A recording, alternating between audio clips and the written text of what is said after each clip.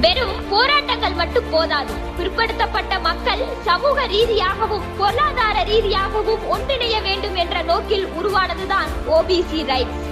குறிப்பாக அரசு தேர்வுகள் மற்றும் வேலை வாய்ப்புகளில் நமது மக்களுக்கான இடஒதுக்கீடு முறையற்ற வகையில் பறிக்கப்படுவதை தடுத்து நிறுத்த ஒரு மாபெரும் தகவல் களஞ்சியமாக செயல்பட்டோம்.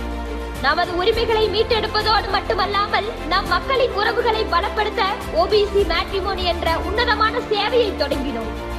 ஒவ்வொரு வீட்டிலும் கல்வி சுடர் எரியவும் சமூக விழிப்புணர்வு பரவவும் ஓயாது உழைத்தோம்.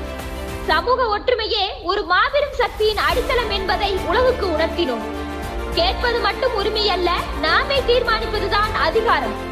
அந்த அதிகாரத்தை வென்றெடுக்க இதோ புறப்பட்டு விட்டது ஓபிசி மக்கள் உரிமை கட்சி. இணைவோம், நமக்கான வரலாற்றை படைப்போம்.